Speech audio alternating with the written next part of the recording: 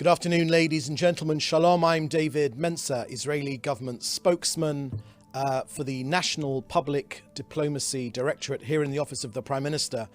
Questions in the chat, please, and we'll take a few after a very quick update from me. It's Tuesday, the 24th of September, day 354 of the October 7th war.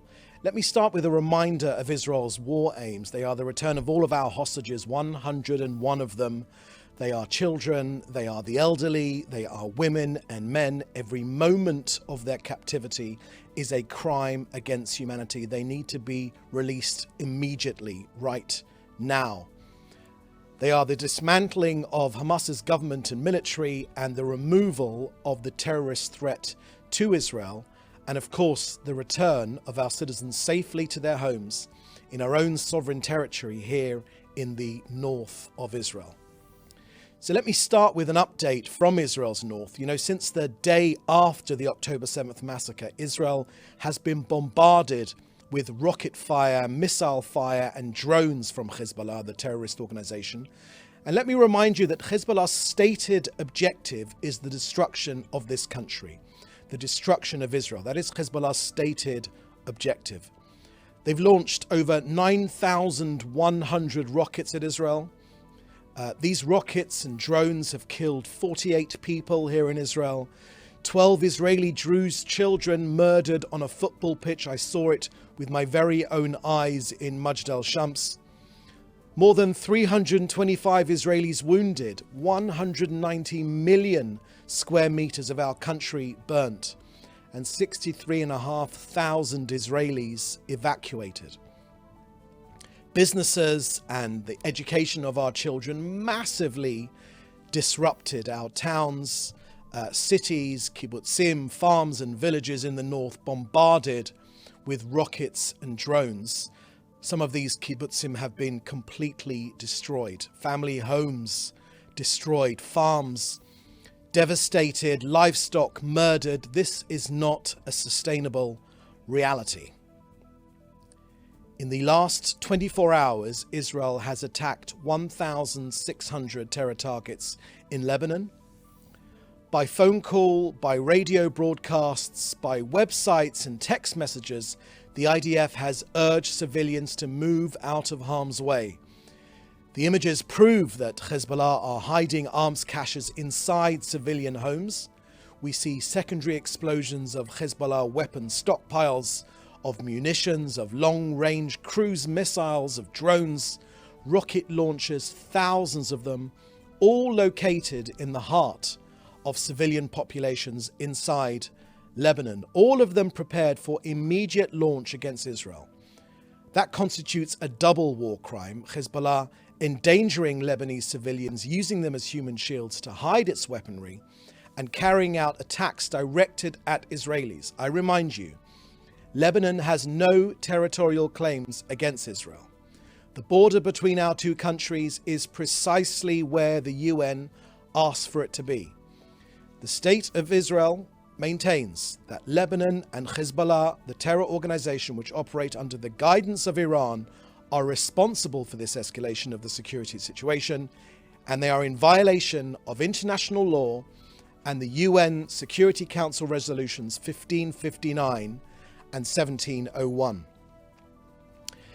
Next, an update from COGAT and their work coordinating aid into Gaza. As of the latest COGAT figures, more than 1,034,000 tons of humanitarian aid have been delivered into Gaza on 52,500 trucks since the start of this war. 80% of the aid going in has been food. Also, COGAT has facilitated the establishment of the 13th field hospital in Gaza. The hospital run by MSF is in Deir al-Balah. COGAT secured the entry of the medical teams and the delivery of all the medical equipment needed for the hospital. It's expected to expand from an initial capacity of 20 beds to a capacity of 110 beds, which will also include an emergency room, a maternity ward, and a surgical ward. COGAT will continue to facilitate humanitarian responses for the residents of Gaza, particularly with regard to their medical needs. You can get all these details and more from on Israel's humanitarian efforts on COGAT's website. So that's the end of our briefing from me here today. We'll now take your questions, which you should put in the chat together with your news outlet. First question here I can see is from Joel Pollack at Breitbart News. Firstly, Prime Minister spoke directly to Lebanese people. Do you have a sense of how his message was received? Thank you for that question, Joel. Let me share with you what the Prime Minister said to the people of Lebanon. Firstly, he made clear that our action is against Hezbollah and not against the Lebanese people. The Prime Minister declared very clearly that our stated position is that whoever does not understand this needs to get this right now, is that Israel is not waiting for the threat. We are preempting it, as the Prime Minister has said. Everywhere, in every sector, constantly, Israel is eliminating senior Hezbollah figures, terrorists, and missiles, and our action to defend Israel in our north is ongoing. The Prime Minister has made clear that whoever tries to harm us, we will harm them all the more forcefully. The Prime Minister spoke about Israel's objective to change the security balance, the balance of forces in our north, and this is precisely what we are doing. We are destroying thousands of missiles and rockets that are directed at our cities here in Israel and our citizens. The Prime Minister said that together we will stand strong, together we will fight, and with God's help, together we will win. In terms of how it was received, I guess that's probably a question for the people of Lebanon. We would say that when it comes to the civilians in Lebanon, the Prime Minister's also made a dramatic appeal to them to tell them that our clear objective is to avoid wherever possible,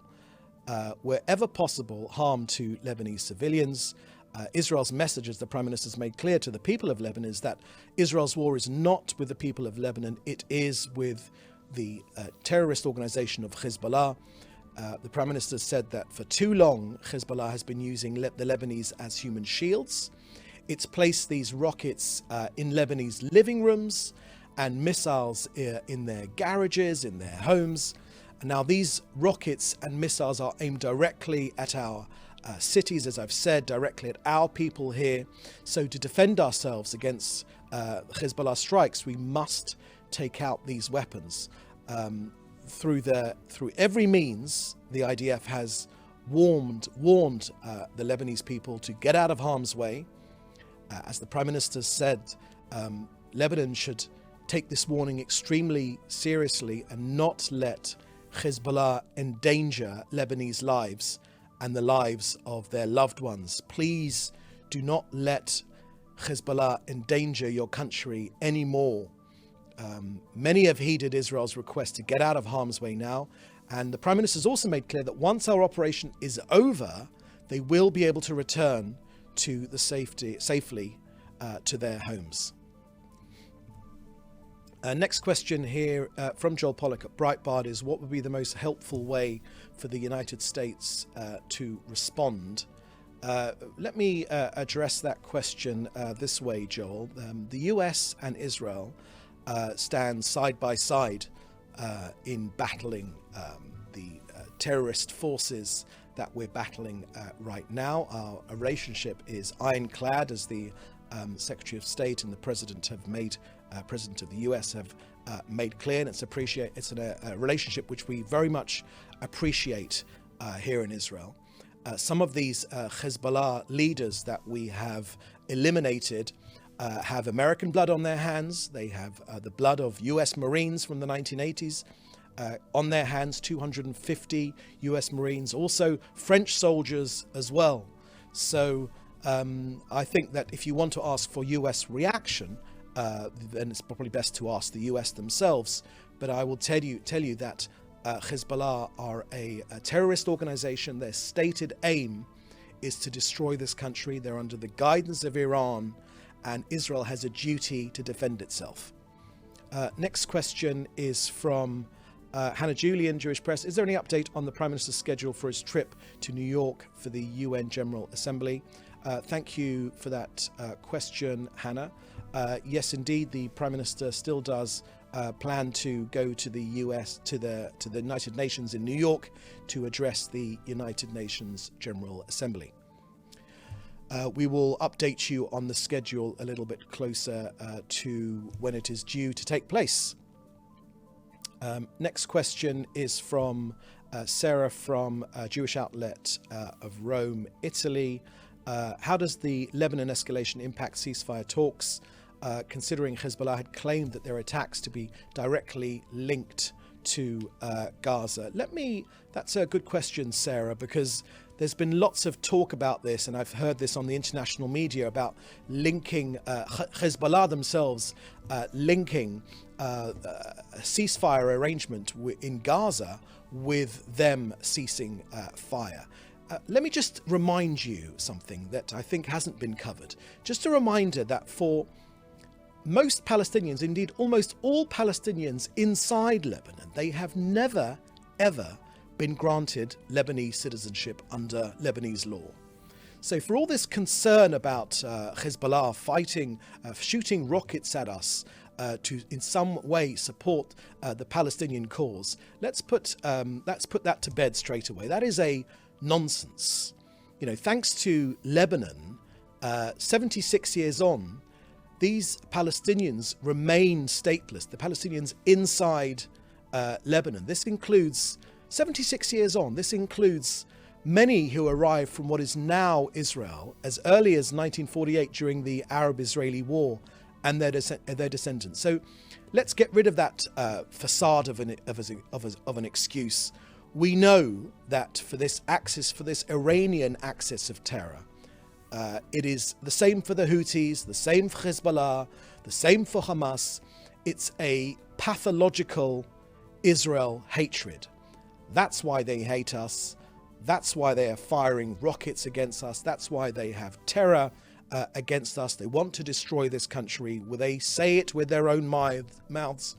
When they say it, we believe it. Maybe some in the international community don't take them seriously. Thousands of years of experience, of the Jewish experience, has taught us very clearly that when groups or individuals or dictators or the mullahs in Iran, the leaders of Iran, or the leaders of Hezbollah and the leaders of Hamas, when they say they wish to wipe this country off the face of the earth, we believe them. We believe that that is exactly what they plan to do. So we have a duty to defend ourselves. When it comes to negotiations with Hamas, the negotiations for a hostage release deal continue. They're based on the principles presented by the United States in a manner that will enable the return of our hostages while achieving the other goals of this war. And Israel very much appreciates the efforts by the US and the mediators to dissuade Hamas from its refusal. Again and again and again, it's been Hamas which have walked away. They've never been serious about these negotiations, because they would have been serious. We would have had a deal many, many, many months ago. You know, we're coming up to a year now that Hamas took our hostages. And it is a breach of humanitarian law that they continue to be held to this very day. And Israel will do everything in its power through negotiations or militarily to get them out. Next question about flights from Sarah from Italian news in Rome, Italian Jewish news in Rome. Many flights to Israel are being rerouted. How is the government helping Israelis abroad return and Israelis who need and have other needs? Thank you for that question, Sarah. I would encourage you to look at Israel's Ministry of Transportation to get more on that particular issue. There have been reports of El Al laying on, Israel's national airline, laying on additional flights from other regional hubs to be able to get home here to Israel. Next question here is from Deborah Haynes from Sky News. Is a ground operation into Lebanon inevitable, or will that only happen should Hezbollah escalate its attacks above a certain threshold, such as striking Tel Aviv? And a second question, is it correct that leaflets being dropped by Israel in the Bekaa Valley have barcodes on them that would take information from whatever device is used to scan them, as claimed by Hezbollah?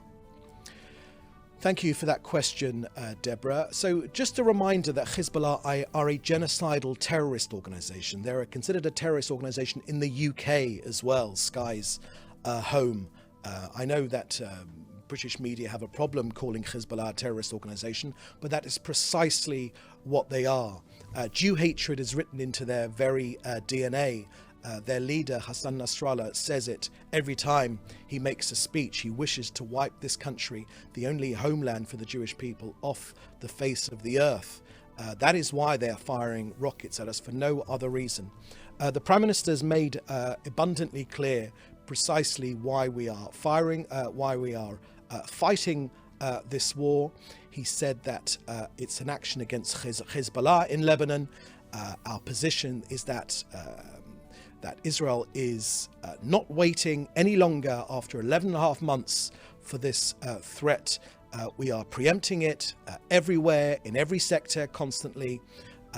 Israel is eliminating these senior Hezbollah terrorist figures and their missiles as well. And it's an action to defend this country in our north, and it is ongoing. The Prime Minister has also made clear, and for this he has the backing of the entire 9 or 10 million people living here, that whoever tries to harm this country, we will harm them all the more forcefully.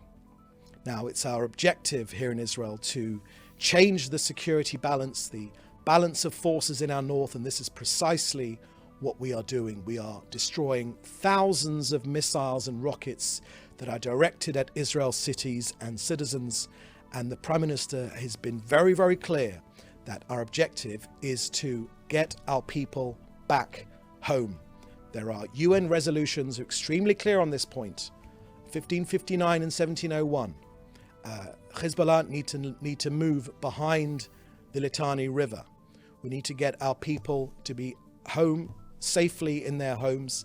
It's almost a year. It's almost impossible to imagine. I encourage your Sky viewers to imagine what it would be like to be essentially evicted from your home, in our own sovereign territory, to be evicted from your home for their own safety.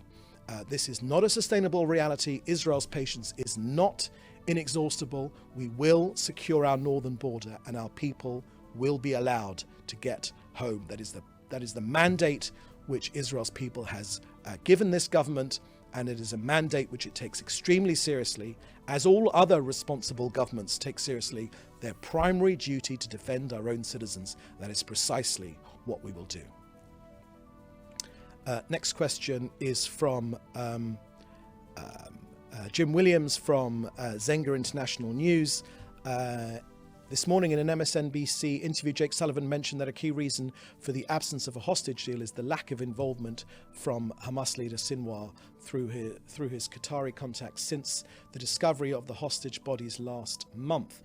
Is this consistent with the Prime Minister's information? Sullivan also mentioned that the US has sent additional military firepower to the region to prevent the conflict from Hezbollah from escalating into a regional war.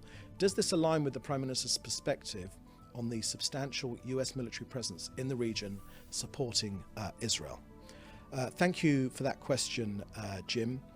The Prime Minister has made clear, and this is again, as you say, reiterated by Jake Sullivan and others in the US administration, that it is Hamas again and again that has walked away from this deal. Again and again, they always walk away from the deal because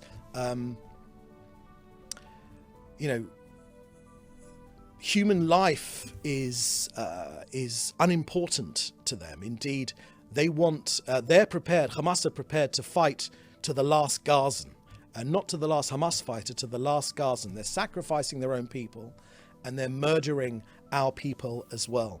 The government has made clear that it wishes for a deal to happen. They have again and again, the Prime Minister's made clear that we're willing to go the extra mile to get a deal, to get our people home. But it has been Hamas that every time has walked away, and that's just been reiterated by what you say that Jake Sullivan has said.